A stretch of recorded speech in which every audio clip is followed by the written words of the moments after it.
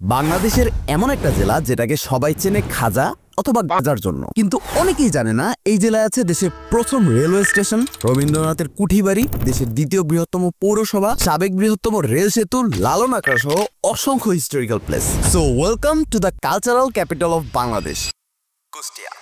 জেলার নাম কুষ্টিয়া কারণ একসময় এখানে প্রচুর পরিমাণে পাট চাষ হতো। পাটকে লোকাল ভাষায় বলা হতো কোষ্টা অথবা কুষ্টি, আর সেখান থেকেই জেলার নাম কুষ্টিয়া। কিন্তু বর্তমান কুষ্টিয়ার সূচনা করা উচিত সূচনা থেকে, মানে কুষ্টিয়া পৌরসভা। 1869 সালে প্রতিষ্ঠিত হওয়া এই পৌরসভাটি বাংলাদেশের দ্বিতীয় বৃহত্তম পৌরসভা। ইন্টারেস্টিং ফ্যাক্ট হচ্ছে কুষ্টিয়া পৌর ভবন সূচনা নামের একটা সাবেক প্রাসাদে অবস্থিত, যেটা ছিল জমিদার সতীশ সাহার বাড়ি। তবে হিস্ট্রিক্যাল আর্কিটেকচারের কথা চিন্তা করলে এটা কুষ্টিয়ার ট্রেলার মাত্র, কারণ শহরের মিলপাড়ায় গেলেই দেখা যায় ট্যাগর লজ নামে আরেকটা বিল্ডিং। সাল 1895।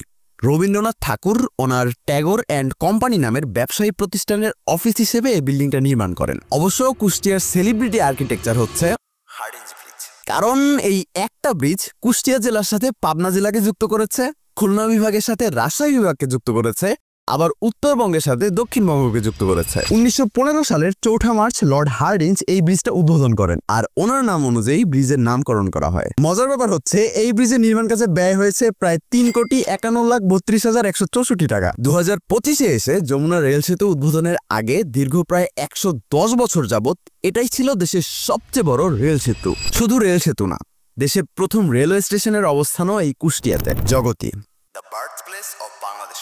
15ই নভেম্বর 1862।